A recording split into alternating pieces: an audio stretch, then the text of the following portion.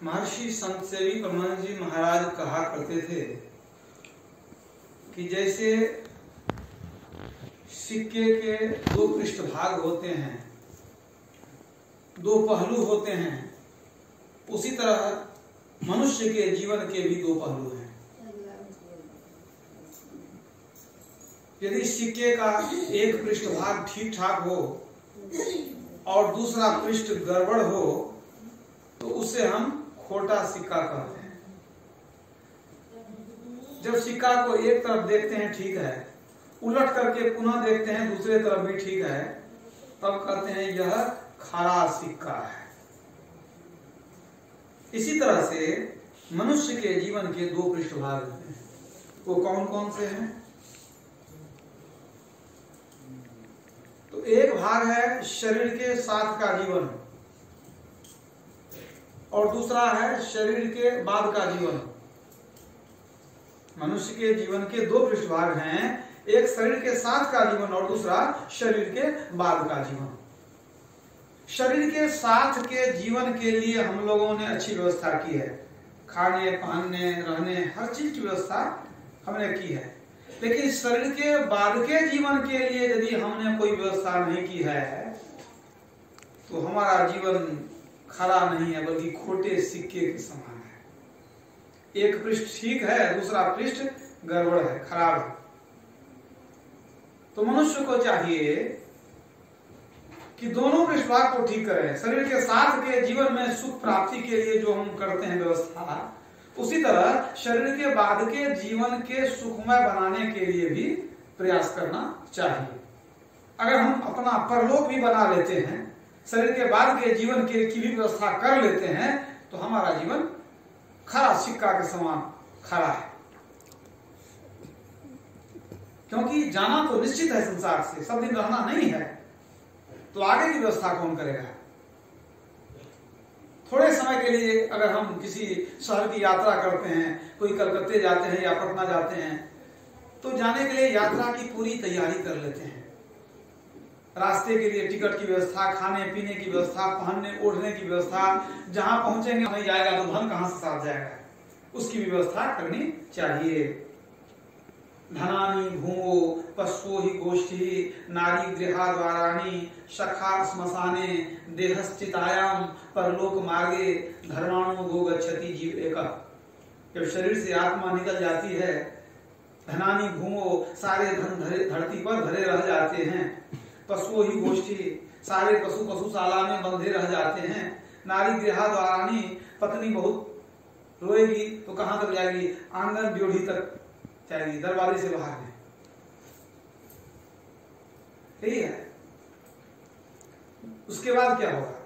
देहस चितायाम, शरीर चिता पर जल करके समाप्त। धनानि भूमो पशु ही गोष्ठी नारी गृहाद्वाराणि, गृह के द्वार तक, और सखा श्मशाने, मित्र लोग श्मशान तक ले जाएंगे। और देहस चितायाम, शरीर चिता पर जलकर राख हो जाएगा। तब क्या होगा? तब जीव परलोक के मार्ग पर चलेगा। तब जीव अकेला, शरीर तो जल गया, परलोक मार्गे धर्माणु गो गच्छति जीव एक। तब जीव के साथ उसका किया हुआ धर्म अधर्म चलेगा, धर्म अधर्म ही चलेगा। अगर हम धर्म किए हैं तो क्या होगा? आगे जहां जाएंगे सुख में जाएंगे। जो सदाचार का पालन करते हैं, ध्यान और भक्ति करते हैं, उनको मरने में कष्ट नहीं होता है। मर करके जहां जाते हैं वहां भी कष्ट नहीं होता, वहां भी सुखमय स्थान में जाते हैं। यही है परलोक को बनाना, व्यवस्था करनी आगे की। कैसे व्यवस्था करेंगे, क्या करेंगे इसके लिए? इसी संदर्भ में भगवान राम ने उपदेश दिया है। यही बात है। जैसे हमारे पूज्यपाल संत सेवी प्रभु महाराज कहते थे कि अपना परलोक बना लो, अगला जीवन जो है शरीर के बाद का जीवन, उसकी व्यवस्था भी कर लो। भगवान राम भी यही कहना चाहते थे, इसलिए प्रजाजनों को बुलाए और उपदेश दिया। बड़े भाग मानुष तनु पावा, सुर दुर्लभ सब ग्रंथ ही गावा। भगवान राम कहते हैं बड़े भाग से ये दुर्लभ मनुष्य का शरीर तुमको मिला है। ये शरीर बड़ा दुर्लभ है, सुर दुर्लभ। देवता भी लालायित हैं, उनको भी नहीं मिलता है। अब प्रश्न उठता है कि आखिर इस शरीर में ऐसी क्या विशेषता है कि कहते हैं देव दुर्लभ, देवताओं के लिए भी दुर्लभ है ये शरीर, ऐसी क्या विशेषता है इसमें? तो भगवान राम ने ही संकेत बता दिया। साधन धाम मोक्ष कर द्वारा, पाइन जेहि परलोक संवारा। सो परत्र दुख पावई, सिर धुनि धुनि पछताए। काल ही कर वही ईश्वर ही, मिथ्या दोष लगाए। बड़े भाग मानुष अनुपावा, ये शरीर बड़ा दुर्लभ है, भाग्यशाली है। कारण क्या है? तो भगवान राम कहते हैं कि यही एक विशेष शरीर है जिसमें सारी व्यवस्था है, साधन का धाम है। इस शरीर से तुमको जो बनना हो, जहां जाना हो, जो करना हो, क्योंकि ये शरीर कर्म प्रधान शरीर है। एकमात्र मनुष्य का शरीर ही कर्म प्रधान शरीर है। अन्य जितने भी शरीर हैं, चाहे वे पशु के शरीर हो या फिर देवताओं का शरीर हो, तो ये सभी भोग प्रधान शरीर है, वहां भोग की प्रधानता है। लेकिन मनुष्य शरीर में कर्म प्रधान विश्व करी राखा, जो जस करई सो तस फल चाखा। कर्म प्रधान शरीर है। इसी शरीर से हम चाहे पशु बन जाए, देवता बन जाए, ब्रह्म बन जाए, परमात्मा बन सकते हैं, संत बन सकते हैं, कुछ भी बन सकते हैं। साधन धाम, इस शरीर को कहा भगवान राम ने, और भी कह दिया मोक्ष के द्वारा। तुम्हारे शरीर के अंदर में मुक्ति का द्वार है। इस शरीर के भीतर मुक्ति है, मुक्ति का द्वार है और सारी व्यवस्था है। अगर मुक्ति प्राप्त करना चाहो तो तुम प्राप्त कर सकते हो, लेकिन दूसरे शरीर से नहीं होने वाला है। यही इसकी विशेषता है कि सिर्फ इसी शरीर से मुक्ति मिलेगी। तो अन्य जितने शरीर हैं, सभी शरीर हमको बंधन में डालने वाले शरीर है। किसी भी शरीर में जाइए, चाहे देवता के शरीर में चले जाइए, वहां बंधन होता है। और मुक्ति होगी सिर्फ मनुष्य शरीर में। मतलब हम जब देवता थे तब भी हमको दुख था, हम पशु पक्षी में थे तब भी हमको दुख था, कीट पतंग बने तब भी हमको दुख था। उस समय दुख था, लेकिन दुख से निकलने का रास्ता नहीं था। अब जो जिस शरीर को हमने प्राप्त किया है, इसमें दुख तो है, लेकिन दुख से छूटने का रास्ता भी है, मोक्ष कर द्वारा। मुक्ति का मार्ग इस शरीर के भीतर है। तो 4 खानियों में 84 लाख प्रकार की योनियां हैं, उनमें यह जीव भटकता रहता है। ठीक भगवान राम ने जो उपदेश किया, हमारे गुरुदेव भी वही कहते हैं। हमारे गुरुदेव की वाणी है, चहु खानिन में दुर्लभ नर को देह हो। चारों खानियों में जितने शरीर हैं, दुर्लभ कौन है? मनुष्य।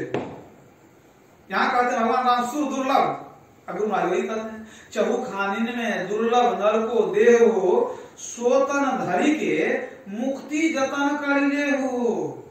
उस शरीर को जब पा लिया तो मुक्ति प्राप्त करने का प्रयास करो। फिर आगे कहते हैं केवल नर ही तन से मुक्ति को पावहु। केवल नर ही तन से मुक्ति को पावहु, याते यातन दुर्लभ मुक्ति कमाओ। इसलिए शरीर दुर्लभ है, विशेष है, भाग्यवान है। किसी शरीर से हमको मुक्ति की प्राप्ति हो सकती है, दूसरे शरीर से नहीं। मुक्ति का क्या अर्थ है? समस्त दुखों से छूट जाना, समस्त दुखों से। अगर बहुत छोटे शब्दों में कहें, एक वाक्य में कहें, तो जन्म मरण के चक्र से छूट जाना ही मुक्ति है। न जन्म लेंगे न मरना पड़ेगा, सारे दुख समाप्त। जन्म लेते हैं, शरीर मिलता है, शरीर मिलता है तभी दुख होता है। अगर हम शरीर में नहीं होते तो क्या हमको दुख होता? कोई दुख नहीं होता। जितने यहाँ व्यक्ति बैठे हैं, सबका दुख कुछ कुछ अलग अलग है, लेकिन कारण एक ही है, शरीर। प्रत्येक व्यक्ति सोचिएगा कि अगर मैं इस शरीर में नहीं रहता तो क्या हमको वह दुख रहता जो आज हमारे पास है? शरीर में नहीं रहती तो वो दुख नहीं रहता, और शरीर रहेगा तो दुख रहेगा। कबीर साहब ने कहा दिया, तन धरी सुखिया काहू न देखा, जो देखा सो दुखिया हो। शरीर में जो आया सबको रोना पड़ गया। राम आए रोना पड़ा, कृष्ण आए रोना पड़ा। क्यों? जब शरीर है तो ठंडी गर्मी लगेगी कि नहीं, भूख प्यास लगेगी कि नहीं। इसके अलावे रोग होगा, बुढ़ापा होगी, मृत्यु भी होगी। तो जहां रोग है, बुढ़ापा है, मृत्यु है, वहां सुख कहां? ये शरीर का गुण धर्म है। रोग होना, बुढ़ापा होना, मृत्यु होनी, ये शरीर का गुण धर्म है। तो शरीर में आएंगे तो इसको झेलना पड़ेगा।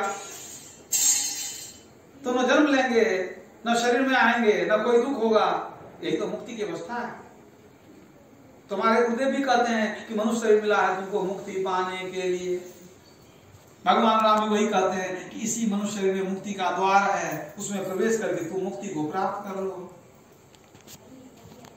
अब मन में जिज्ञासा हो सकती है कि मुक्ति की प्राप्ति आखिर होगी किससे, क्या उपाय है, क्या तरीका है मुक्ति को प्राप्त करने का। तो कठोपनिषद में यमराज ने नचिकेता से कहा, इह चेद सकद बोधुम प्राग सर्यस्य विसृसः ततः सर्गेषु लोकेषु सर्वत्वाय कल्पते। अर्थात यदि मरने के पहले ईश्वर को जान लिया तो वह मुक्त हो जाता है, और यदि नहीं जाना तो बार बार विभिन्न विनाशी लोकों में शरीर भाव को प्राप्त होता है। विभिन्न लोकों में शरीर में आते रहेंगे यदि ईश्वर को नहीं जाने। यदि ईश्वर को जान लिया तो मुक्त हो जाता है। तो मुक्ति पाने का उपाय क्या हुआ? ईश्वर को जानना। जानना दो तरह से होता है। हमारे गुरुदेव महर्षि नहीं महाराज की वाणी है, जानना दो तरह से होता है। एक होता है सुन करके जानना, और एक दूसरा होता है पहचान करके जानना। सुन करके जानने से थोड़ा लाभ होता है। बहुत भूखा व्यक्ति है और बहुत रंग बिरंग की मिठाइयों का नाम सुन ले, उसके सुन ले, स्वाद के बारे में जान जाए तो क्या उसको पेट भरेगा? सुन करके जानने से जान गया कि ऐसा ऐसा व्यंजन होता है, लेकिन असली लाभ नहीं मिला। जब उसको ग्रहण कर लेगा तब उसको असली लाभ होगा। तो सुन करके जानने से थोड़ा लाभ। अब परमात्मा को जानना है, जब उनसे मिल करके उनको जानेंगे तो पूरा लाभ हो जाएगा। मिल लेंगे तो हो गया। तो जानना दो तरह से होगा। सुन करके जानना भी जरूरी है, क्योंकि सुनते हैं तब मन में होता है कि नहीं उनसे मिलते तो अच्छा होता है। मान लीजिए किसी व्यक्ति की बड़ाई सुन लिए तो मन में होगा एक बार मिल लेते हैं। तो पहले सुनते हैं तब मिलने की इच्छा होती है। तो पहले हम लोग सुन करके जानेंगे, फिर मिलेंगे, तब ईश्वर को पहचानेंगे, और जब मिल जाएंगे तो मिल ही जाएंगे। जैसे पानी का बूंद समुद्र में चला जाए तो मिल करके समुद्र हो जाएगा, उसी तरह जब हम परमात्मा से मिलेंगे तो परमात्मा ही हो जाएंगे। जो गया साहब को खोजने वह आपे गया हैराय है जी। पानी में समुद्र में बूंद पड़ा, उसी में गया समाया है जी। पलटू साहब कहते हैं। तो ईश्वर को जानेंगे तो मुक्ति होगी। तो सुन करके जानेंगे और पहचान करके जानेंगे। तो सुन करके जो सत्संग में आते हैं जान जाते हैं, लेकिन ये अधूरा ज्ञान है। पहचान करके जानना होगा, मिल करके जानना होगा। तो ईश्वर को ठीक ठीक कैसे जानेंगे? अगर हम कल्याण चाहते हैं तो मुक्ति का प्रयास करना चाहिए।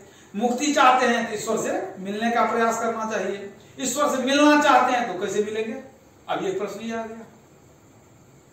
इसके लिए वेद में आया है, ओम युञ्जानः प्रथमं मनस्तत्वाय सविता धियं अग्निर्ज्योतिर्निचाय पृथिव्या अध्याभरत। वेद भगवान उपदेश करते हैं, हे मनुष्यों, जगत प्रसव करता कौन? परमात्मा। जगत को जन्म देने वाला, जगत प्रसव करता ईश्वर को तत्व से जानने के लिए। तत्व से जानना यही वह पहचान करके जानना।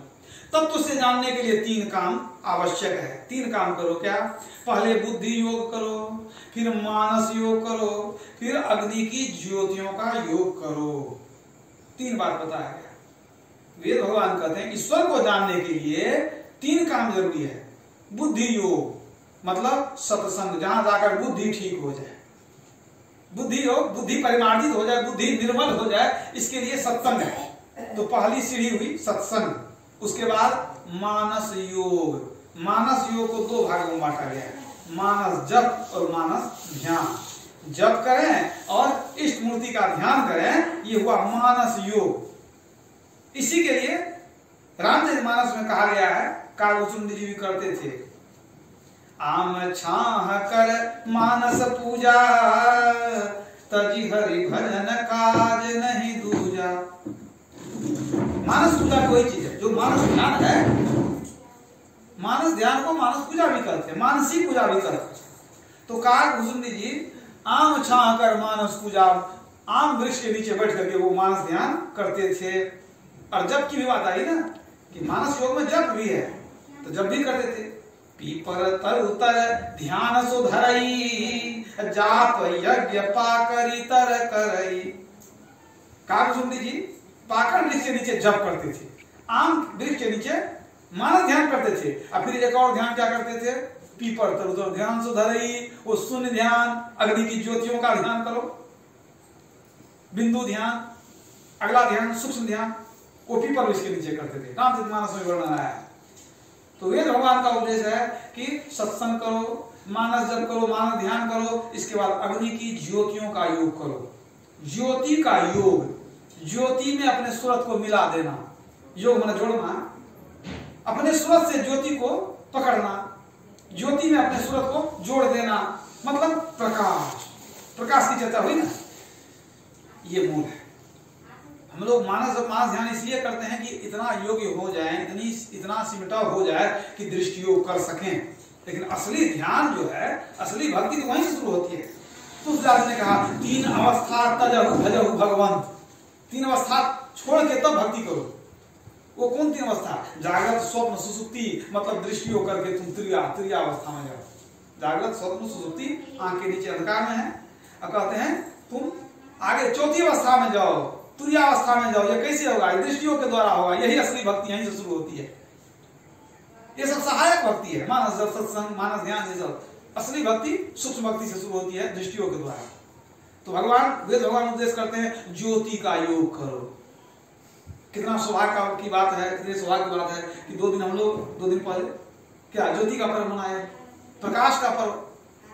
भगवान राम अयोध्या लौटे, लंका पर विजय प्राप्त करके सर्वत्र घी के दिए जलाए गए। ये प्रतीक है, ये बाहर में जो दिया जलाया गया ये प्रतीक है, ये प्रकाश तुम्हारे अंदर है। पंडू साहब ने कहा उल्टा कुआं गगन में तिसमें बड़े चिराग। उल्टा कुआं गगन में, उल्टा कुआं क्या है? मनुष्य की खोपड़ी, कुआं ऐसा होता है, ये तो उल्टी खोपड़ी है ना। उल्टा कुआं गगन में तिसमें बड़े चिराग, तिसमें बड़े चिराग, बिना रोगन बिन बाती, तेल बाती नहीं होगा, बिना रोगन बिन बाती, अच्छा ऋतु 12 मास रहत जलते दिन राती। 12 महीना जलता रहता है वो चिराग। उसी में वेद भगवान ने कहा ना कि अपने सूरत को जोड़ो, वो चिराग तो अंदर में जल रहा है, प्रकाश तो है। तो पंडू साहब कहते हैं तुम्हारे अंदर में 12 मास प्रकाश हो रहा है, चिराग जल रहा है, उसको पकड़ो, देखो। ये असली भक्ति है। इसलिए हमारे गुरुदेव ने क्या कहा, अंदर में हो प्रकाश ना बाहर प्रकाश क्या, अंदर के प्रकाश की खोज करो। यही सार चीज है। और प्रकाश जब मिलेगा तो सब भी मिलेगा। वो कहां जाएगा? सबको मिलना ही है। जैसे परम बिंदु में मन लय होगा, दृष्टि अस्थिर हो जाएगी, तो बिंदु में तह नाद बोले रैन दिवस सुहावनन, फिर शब्द ही सुनाई पड़ेगा। तो ये प्रकाश ही मूल चीज है। अब प्रकाशवाद शब्द है। तो कुछ बात से भी महाराज कहते थे कि अगर साधक प्रकाश प्राप्त कर लिया, मतलब परमात्मा ने उसको एक हाथ से पकड़ लिया। ये प्रकाश और शब्द क्या है? परमात्मा के दोनों हाथ हैं। जैसे बच्चा दौड़कर आता है तो पिता एक हाथ बढ़ा देता है, उसको पकड़ लेता है पिता, और फिर दोनों हाथ से पकड़ के गोद में बैठा देता है। तो पूज्य पाद कहते थे ये प्रकाश और शब्द परमात्मा के दोनों हाथ हैं। जब साधक प्रयत्न करके परमात्मा के करीब जाता है तो परमात्मा प्रकाश का दर्शन करा करके अपने नजदीक लेते हैं, और फिर शब्द से भी उसकी सूरत को जोड़ देते हैं। और यही दोनों हाथ है परमात्मा का, ज्योति और नाद। इसके सहारे जीव और ब्रह्म का मिलन हो जाता है। जीव परमात्मा के गोद में बैठ जाता है, वहां मिलन हो जाता है। इसलिए जब आप शास्त्रों को पढ़ेंगे तो आप सर्वत्र पाएंगे प्रकाश की चर्चा। जितने संत हैं, सच्चे संत, सभी प्रकाश और शब्द की चर्चा करते हैं। अभी वेद में आया, हमने पंडू साहब की वाणी आपको सुनाई। अब देखिए प्रकाश की चर्चा, कहां प्रकाश की चर्चा है? सर्वत्र मिलेगा। भगवान बुद्ध ने कहा कौन हासो किमानंदो नित्यं पज्जलिते सति अंधकारे न ओ नद्धा पदीपम न गवेषथ। भगवान बुद्ध कहते हैं तुम अंधकार से घिरे हुए हो, प्रकाश की खोज क्यों नहीं करते हो? वो भी कहते हैं प्रकाश की खोज करो। बाइबल में देखिए, बाइबल में भी आया है, इसकी चर्चा हुई है। The light of the body is the eye. If that eye be single, the whole body should be full of light. Bible कहता है शरीर का दीपक आंख है, यदि तेरी दोनों आंखें एक हो जाए तेरा पूरा शरीर उजियाला हो जाएगा। तो दोनों आंखें एक हो जाएगा मतलब दृष्टि योग वे लोग नहीं जानते। ईसा मसीह जानते होंगे, कोई ईसाई नहीं जानता है कि ये दोनों आंख को एक कैसे करेंगे। तेरी आंखें एक हो, पूरा शरीर उजाला हो जाएगा, साक्षात दृष्टि योग है। इसी के को नानक साहब ने कहा, एक दृष्टि करी समसरी जाना है, जोगी कहिए सोई। जिसने दृष्टि को मिलाना जान गया वही जोगी है। तो नानक साहब भी प्रकाश और शब्द की चर्चा करते हैं। वो कहते हैं, अंतर जोत भई गुरु साखी, चीने राम करम्मा, नानक हो में मार पति ने तारा चढ़िया लम्मा। कहते में तारे से ऊपर चला गया। अंतर ज्योत भई गुरु साखी, गुरु के कथनानुसार हमारे अंदर में ज्योति प्रकट हुई और मैं तारे से के ऊपर चढ़ गया। नानक साहब प्रकाश की बात करते हैं। तो जितने भी संत हैं, यहां तक कि कुरान शरीफ में भी प्रकाश की चर्चा है। कुरान शरीफ के अलबकरा में आया है कि जो अल्लाह पर ईमान लाते हैं, अल्लाह उसके रक्षक हैं, उसकी सहायता करते हैं और उसको अंधकार से निकालकर प्रकाश में ले जाते हैं। देखिए कुरान शरीफ में प्रकाश की बात, बाइबल में प्रकाश की बात, भगवान बुद्ध ने बुद्ध धर्म में देखिए प्रकाश की बात। हमारे गुरुदेव ने तो कह ही दिया, खोज करो अंतर उजियारी, दृष्टिवान कोई देखा है। राधा स्वामी मत जो है बड़ा ही प्रसिद्ध मत है। देखिए राधा स्वामी साहब क्या कहते हैं, इस नगरी में तिमिर समाना भूल भरम हर वार। तिमिर समाना मतलब शरीर में अंधकार समाया हुआ है, आंख बंद करते हैं अंधकार दिखाई पड़ता है। इसी के लिए कहते हैं, इस नगरी में तिमिर समाना भूल भरम हर वार, खोज करो अंतर उजियारी छोड़ चलो नौ द्वार। खोज करो अंतर उजियारी, प्रकाश को खोजो। राधा स्वामी साहब कबीर साहब की माने लीजिए, वो क्या कहते हैं, वो कहते हैं, उलटी समाना आप में प्रगति ज्योति अनंत। अगर सूरत अंदर चली जाए, उलट समाना आप में प्रगति ज्योति अनंत, साहब सेवक एक संग खेले सदा बसंत। अब जीव और ब्रह्म मिल करके आनंद का उत्सव मनाएगा अंदर में, अगर प्रकाश मिल गया तो। कबीर साहब मानिए। इतना ही नहीं, भगवान राम के प्रिय शिष्य थे हनुमान जी, भक्त थे, उनको बुला करके भगवान राम कहते हैं, मुक्ति को उपनिषद में आया है, बहुशास्त्र कंथारो मंथेन हृदय किम अन्वेष्टव्यम प्रयत्नेन मारुते ज्योति क्रांतरम। बहुशास्त्र कथा कंथारो मंथेन हृदय किम अन्वेष्टव्यम प्रयत्नेन मारुते ज्योति क्रांतरम। हे वायुसुत हनुमान, बहुत सी शास्त्रों की कथाओं को मथने से क्या फल मिलने वाला है, अत्यंत प्रयत्न पूर्वक अंतर की ज्योति की खोज कीजिए। देखिए भगवान राम वही बतलाते हैं कि प्रकाश का पर्व जो है प्रतीक है अंदर के प्रकाश के लिए। और सारे सच्चे संत जो भी हुए उन्होंने कहा प्रकाश के लिए प्रयत्न करो, उसी में कठिनाई है। अब प्रकाश मिल गया तो शब्द तो आएगा, और शब्द आ गया तो वही शब्द परमात्मा तक ले जाएगा। यही वेद भगवान उपदेश करते हैं कि सत्संग करो, मान ध्यान करो और प्रकाश की खोज करो, दृष्टियों की साधना करो। और ये बिना गुरु के होने वाला नहीं है। इसलिए भगवान राम ने भी साफ कह दिया, नरतन भव बारिधि कहाँ बेरो, सन्मुख मरुत अनुग्रह मेरो, कर्णधार सदपुर दृढ़ नावा, दुर्लभ साज सुलभ करी पावा। संसार दुख का समुद्र है, इसको पार करने के लिए मनुष्य शरीर ही नाव है। और नाव मिली है, केवट नहीं तो कैसे उतरे पार? केवट भी तो चाहिए। तो केवट कौन है? सदगुरु दृढ़ नाव। सदगुरु महाराज ही इस दृढ़ नाव के बल्ला हैं, जो सदगुरु के शरण में चला गया और उनकी आज्ञा में अपने जीवन को रखा, मतलब आज्ञा का पालन किया, वह जो है भवसागर पार निश्चित होगा। जितने भी संत हुए, भगवंत हुए, सबने कहा गुरु के पास जाकर आत्मज्ञान की क्रिया सीखनी चाहिए। यही तो है, आत्मज्ञान कहिए, ब्रह्म ज्ञान कहिए, एक ही बात है, कोई फर्क नहीं है।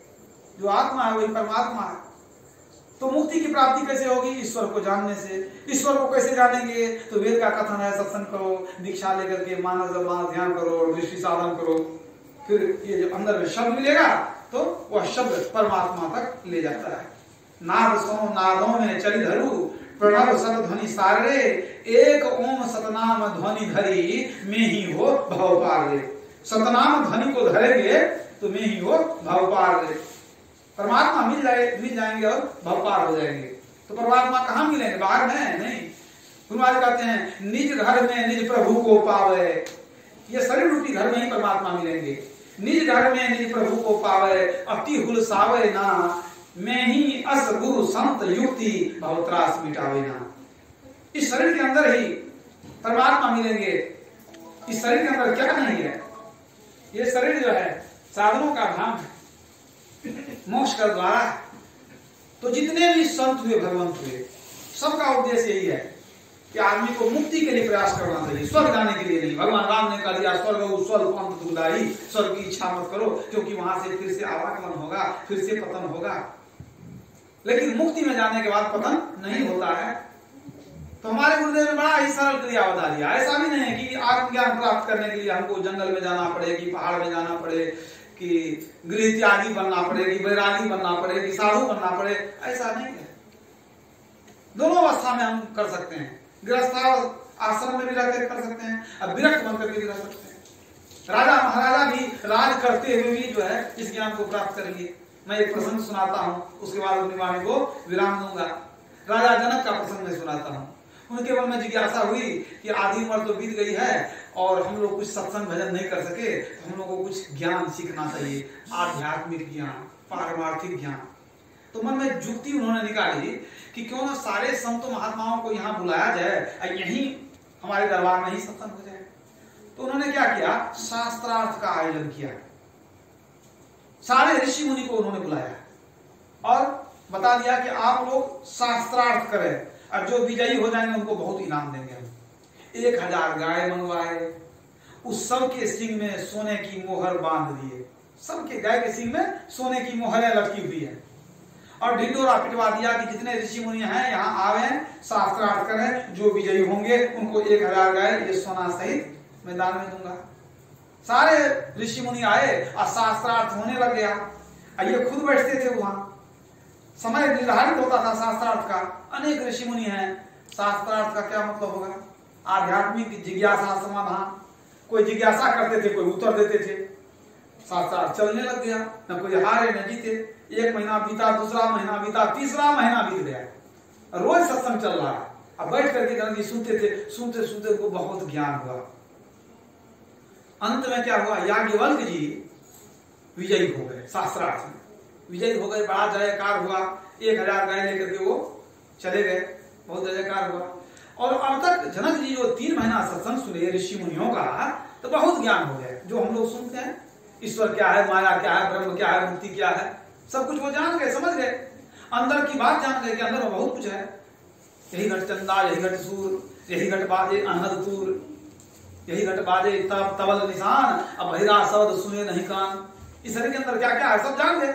अब मन में उत्कंठा होने लगी कि सुन तो बहुत लिए, अगर झलक देख लेते तो कितना आनंद आता है। अब तो बहुत उत्कंठा हो गई। यही सब पा करके लोगों को मुक्ति मिलती है, तो क्यों न इस आनंद को उठाया जाए। कहते हैं अंदर में जो आनंद है वो बाहर के विषयों में नहीं है। मन में जिज्ञासा जागृत हो गई।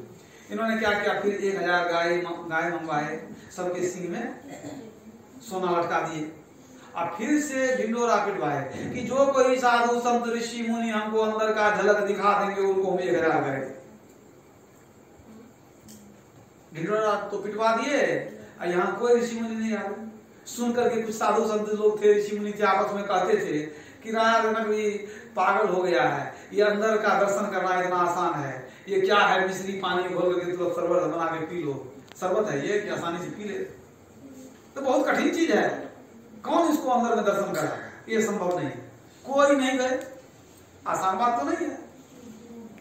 जब तक किसी व्यक्ति का मन संयमित नहीं हो जाए, मन एकाग्र नहीं हो जाए, दृष्टि अस्थिर नहीं हो जाए, अंदर जा सकेगा? अंदर जा नहीं सकेगा।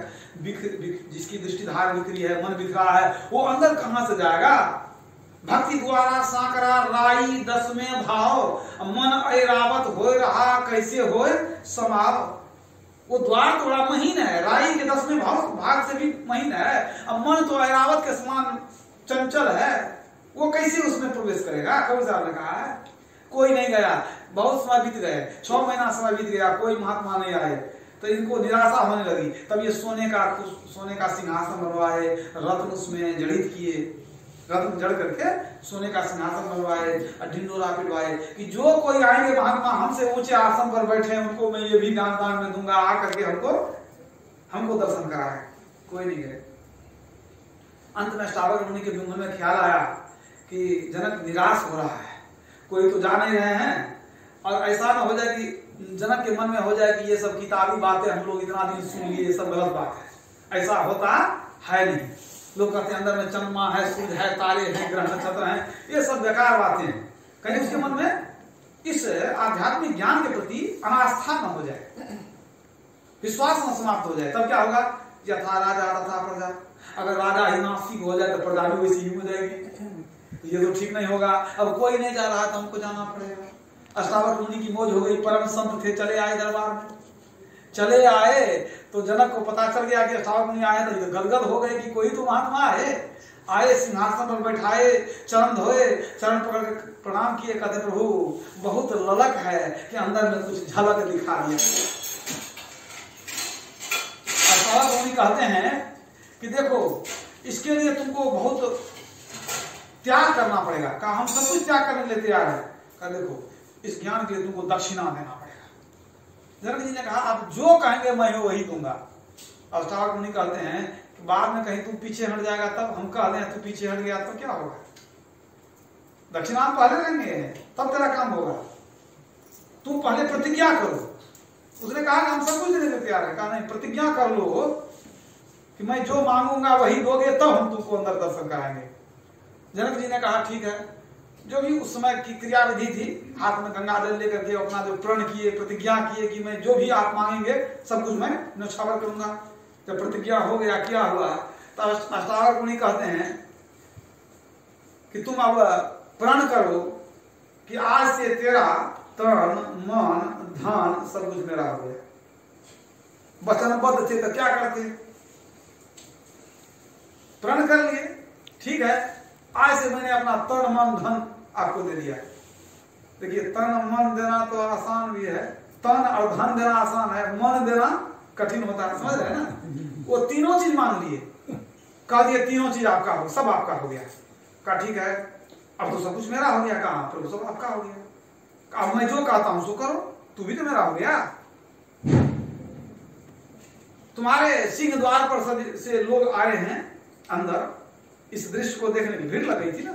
प्रजागण, बड़े बड़े विशिष्ट लोग, सब दरबारी लोग सब पहुंच गए थे कि साल भर के इंतजार के बाद राजा जनक को कोई विद्वान पंडित, कोई विद्वान महात्मा मिले हैं जो इनको अंदर का दर्शन कराएंगे। तो भीड़ लग गई थी। तो अष्टावक्र मुनि कहते हैं सिंह द्वार के पास जो लोग अपना चप्पल जूता उतार करके यहाँ आए हैं तुम वहीं चले जाओ, चप्पल जूता के बीच में जाकर बैठ जाओ। ये आदेश हुआ। सब सोचने लगे मिथिला नरेश इतने प्रतापी राजा, ये कहीं चप्पल जूता के पास बैठेंगे, जूते के पास बैठेंगे? सबको लगा था ना ये तो बैठेंगे नहीं। लेकिन जनक जी तो सब कुछ हार चुके थे, सब कुछ दे चुके थे और मन में जिज्ञासा बहुत दिनों की थी। मन में ठान लिए थे कि हमको गुरु मिल गया, जो कहेंगे हम सो करेंगे। इतने दिनों के इंतजार के बाद गुरु मिले हैं, अक्षरशः पालन करेंगे इनके आदेश का। चले गए और जूतों को खिसका करके वहीं पर जाकर नीचे में बैठ गए। कह दिया साहब ने कि मैं जब तक ना कहूं तब तक वहीं बैठे रहना, चुपचाप बैठे रहो। तो जनक जी को बैठा दिए। अब सब सोच रहे कि साहब ने अब कौन लीला करेंगे। अभी कुछ ने बोले, कुछ ने, सब अपना बैठा हुआ है, सब वो भी बैठे हैं। अब बैठे बैठे जनक जी की दृष्टि इधर उधर जाने लगी। बैठने के बाद आदमी को कोई काम नहीं रहता है तो कहीं कहीं दृष्टि इधर उधर जाती है। वो देखने लगे कि हमारा महल बहुत सुंदर है, हमने जो बाग बगीचा लगाया है बहुत खूबसूरत है, रंग बिरंग के फूल खिले हुए हैं, रंग बिरंग की सुंदर सुंदर स्त्रियां भी हैं यहाँ बैठी हुई। जनक देखने लगे स्त्रियों को, फूल बगीचा को, माल की सुंदरता को। अष्टावक्र मुनि कहते हैं इसको यहाँ से आवाज देके थोड़ी दूरी पड़ते हैं बैठे हुए, कहते हैं जरा अरे तुम जो ये सब देख रहे हो, तुम्हारे मन में जो कुछ बातें उत्पन्न हो रही है, तो तुम ये सब तो हमको दान कर चुके हो, तो मेरे धन पर तुमको लालच क्यों होता है? तुमको इससे क्या मतलब है, कैसा है नहीं है? तुम मन ही मन, तुम्हारे मन में लड्डू फूट रहा है, क्या तेरा है तो सब कुछ मेरा। तो तुम लालच भरी निगाहों से क्या देख रहे हो? ये स्त्री, ये बाग बगीचा, ये महल सब मेरा है, क्या देखते हो तुम? मेरे मन में कोई लालच नहीं होनी चाहिए। सब दान कर चुके हो, दान भी करते हो और तेरी दृष्टि भी वहां जाती है। अभी सोचने लगे कि नजर तो ऐसी है कि चली ही जाती है, तो क्यों आंख बंद कर लें। कहे कि इतने लोगों के बीच में हमको बेइज्जत कर रहे हैं, कहते हैं कि तुमको मन में लालच हो रहा है, तुम ये देखते हो वो देखते हो, ऐसा है, लेकिन तेरा है कुछ नहीं, मेरे चीज को देखते हो। तो ये आंख बंद करिए कि ना अब देखना नहीं। आंख बंद करेंगे तो बैठ के बढ़िया से, लेकिन आदमी आंख बंद करके बैठ भी जाए, शरीर बैठ जाए, लेकिन मन नहीं बैठता है। अब मन जो है कितना देर बैठेगा, मन तो कहीं ना कहीं जाएगा। अब मन बैठे बैठे मन से सोचने लग गए कि खजाना में इतना रुपया है, मालूम जारी आएगा तो इतना हो जाएगा, अब हम जो है ऐसे मतलब जोड़ घटाव करने लगे कि हमारे खजाने में कितना धन है। वहां वो सोच रहे हैं, आज यहाँ बायोस्कोप से सब देख रहे हैं, वो सब समझ रहे हैं, तुरंत जान गए मन की बात को। आवाज देते हैं, जनाब कहते हैं जी हुजूर। कहते एक बात बताओ, तू सब कुछ दे दिया तो खजाना हमको दिया कि नहीं दिया? कहा प्रभु तो आप ही का है। कहा जब खजाना मेरा है तो उसमें जो हिसाब किताब करना है तो हम उनसे रख करके नहीं करवा लेंगे, तू हिसाब किताब करता है, लाल नहीं आती है तुमको? खजाना मेरा, हिसाब किताब तू करता है। इतना जोर से डांटे, लोग सब हंस दिए, बेचारे बेइज्जत हो गए। आप तो सकपका गए कि अब तो मन में जो जो सोचेंगे वो कहते भी नहीं, जो सोचेंगे वहां वो बोलेंगे। बेइज्जती तो हो गई हमारी कि खजाना उनका, हिसाब करते हैं हम कि कितना आया, कितना बढ़ेगा, कितना घटेगा। बड़ी बेइज्जती हुई। तो बेचारे सोच लिए अब क्या करें। अब मन में कुछ आवे तो मन को साध ले, मन में कुछ आवे तो मन को रोक ले, जहां मन जाए रोक ले। जहां जहां मन भगी जाए है से तत्क्षण फेर ले आए लगाइए ध्येय पर। अब क्या हुआ, ये तो देखना बंद कर दिया, आंख बंद है, शरीर स्थिर है। अब मन को रोकते रोक लिए मन को, मन रुक गया। अब समझ लीजिए क्या अवस्था है उनकी। अगर शरीर स्थिर हो, दृष्टि स्थिर हो, मन रुक जाए, ये क्या है? यही तो ध्यान की अवस्था है। न ध्यान नित्याहुर ध्यान शून्य गतन मनः तस्य ध्यान प्रसादेन सौक्षम मोक्षम न संशय। ध्यान को ध्यान नहीं कहते हैं, बल्कि शून्यगत मन को ध्यान कहते हैं। अब मन अगर शून्यगत हो जाए तब असली ध्यान होता है। इस ध्यान से क्या होता है? सौख्यम मोक्षम न संशय, सुख मिलता है, मुक्ति की प्राप्ति होती है। तो मन शून्यगत हो जाए तो ध्यान है। ध्यान निर्विषय बना, मन निर्विषय हो गया। ध्यान शून्यगत बना, मन शून्यगत हो गया, ध्यान की अवस्था में चले गए वो। अब इसी का इंतजार कर रहे थे कौन? अष्टावक्र मुनि, वो तो जान रहे थे। अब इसकी स्थिति शून्यगत हो गई है। थोड़ा सा अपना योग बल लगा दिए, यहीं से बैठे बैठे थोड़ा सा योग बल लगा दिए, अपनी कृपा इनकी हो गई। क्या हुआ? सूरत की चढ़ाई होने लग गई। सिमटोर हो ही चुका था, सूरत की चढ़ाई होने लग गई। अंधकार से प्रकाश मंडल, आज्ञा तक से सहस्त्र कमल, वहां से त्रिकुटी, त्रिकुटी से शून्य। तो क्या हुआ? चंद्र दर्शन, सूर्य दर्शन, और अंदर में जो है बादल की गर्जन, माना शब्द को भी सुनने लग गए। समाधि में चले गए, शरीर का ज्ञान समाप्त हो गया। इसी के लिए गुरु महाराज ने कहा, साधन में पति जाए अति गंभीर हो, यातन सुधी नहीं रहे धीर बलवीर सो। सांझ घोर दिन रहे कछु जाने नहीं, अरे हारे में ही बाहर जड़वत रहे माही चेतन सही। शरीर जड़वत हो गया, बाहर का ज्ञान समाप्त हो गया उनका, बिल्कुल मूर्ति की तरह बैठ गए, बाहर का सारा ज्ञान समाप्त हो गया। ये ध्यान की अवस्था है। समाधि में चले गए। अवस्था मुनि का पुकारते हैं, जनक जनक जनक। अब इंद्रिया तो काम नहीं कर रही है, सुनेगा कौन? अब कान, आंख, नाक, इतनी इंद्रिया हैं, चेतन धारा तो सिमट के अंदर चली गई, सुनने वाला है कौन? बाहर जड़वत रहे, शरीर जड़ हो गया है, कुछ आवाज नहीं आई। अब इंतजार कर रहे हैं अष्टावक्र मुनि। घंटों बीत गए, और जब घंटों बीत गए, जब समाधि से उतरे, तुरंत अष्टावक्र बुलाते हैं, कहते जनक इधर आ जाओ, आ गए जल्दी।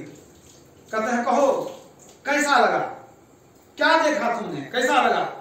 अब तो आनंद से विभोर हो गए, चरण पकड़ लिए अष्टावक्र मुनि का। कहते प्रभु आपने हमारे जीवन का कल्याण कर दिया। हमने स्वप्न में भी नहीं सोचा था कि अंदर में इतना आनंद है प्रभु, पता नहीं था, हम तो बाहर के विषयों के आनंद को जानते थे। आपने हमें हमारे जीवन को धन्य कर दिया प्रभु, बड़ी बहुत कृपा है आपकी। तब अष्टावक्र मुनि फिर पूछते हैं, अष्टावक्र मुनि उनको तो धन से कुछ मतलब था नहीं, वो तो गाय लेने आए नहीं थे, उनको तो कुछ चाहिए नहीं था। पूछते हैं जनक अब फिर से बताओ ये राजपाट किसका है? का सब आपका है, तुम किसके हो? आपका ही है। हमने कहा ठीक है, ये सब कुछ मेरा है, तुम भी मेरा हो। आज से तुम इस राजपाट को चलाना, लेकिन ये समझ लेना कि ये तेरा यहाँ कुछ नहीं है, सब मेरा है। गुरु का धन समझ करके, गुरु की संपत्ति समझ के तुम इस राजकाज को चलाना। और जिस तरह से हमने तुमको अभी ये ज्ञान दिया, आध्यात्मिक ज्ञान, तो तुम क्या करना, नियमित रूप से ध्यान करते रहना और संसार के धर्मों का भी पालन करते रहना। संसारिक कर्तव्यों का पालन करो और यह जानो कि ये गुरु महाराज का है, तेरा कुछ नहीं है। और इस तरह से तुम ध्यान भजन करो और इस ज्ञान को प्रसार करो। इतना करके अष्टावक्र मुनि तो कुछ चाहिए नहीं उनको, वो वहां से निकल गए ज्ञान दे करके। और राजा जनक देखिए कितने बड़े महाज्ञानी हो गए, विदेह कहलाए। वेदव्यास जी महाराज ने अपने पुत्र सुखदेव मुनि को भेजा था जनक जी के पास जाकर के ज्ञान योग की क्रिया सीखो, आत्मज्ञान की क्रिया सीखो, उनको गुरु बनाओ। तो उनको अष्टावक्र मुनि से ज्ञान मिला, उन्होंने सुखदेव मुनि को दिया और भी लोगों को दिए होंगे। ये कितना ऊंचा ज्ञान है कि मानव को महामानव ही नहीं परमात्मा ही बना देता है ये ज्ञान। माना जानत तुम्हें हो ही जाए। गुरु महाराज को जब ये ज्ञान प्राप्त हुआ तब उन्होंने कह दिया, हम प्रभु हम एक ही होई, द्वंद्व और द्वैत रहे नहीं कोई, मैं ही ऐसी आरती की जय, भव महाजन्म बहुरी नहीं लीजय। तो वही ज्ञान जो अष्टावक्र मुनि ने जनक जी को दिया था, जो ज्ञान जनक जी ने सुखदेव मुनि को दिया, वही ज्ञान हमारे गुरुदेव ने हम लोग को दिया। ज्ञान वही है। तो हम लोग को चाहिए कि हम लोग जिस परिवेश में रहें, मतलब घर बार में रहें, परिवार में रहें, रोजगार भी करें, समय निकाल करके अपना जो ध्यान भजन करते रहें और सदाचार का पालन करें। सदाचार का पालन करते हुए अगर घर बार में रह करके भी नियम से ध्यान भजन करते रहेंगे, और जब तो हम हमेशा कर सकते हैं, इस तरह से नियम का पालन करेंगे तो हमारा भी उद्धार होगा। एक नहीं तो अनेक जन्म में मुक्ति की प्राप्ति होगी। और भगवान राम जो चाहते थे कि हमारी प्रजा को मुक्ति मिल जाए, जो उनका उद्देश्य था कि मुक्ति प्राप्त करे, तो वो हम लोग प्राप्त करके अपने जीवन को धन्य बना लेंगे, आवागमन का चक्र मिट जाएगा। तो सबको चाहिए कि इस ज्ञान को ग्रहण करें और अपना कल्याण बना लें। बोलिए श्री सद्गुरु महाराज।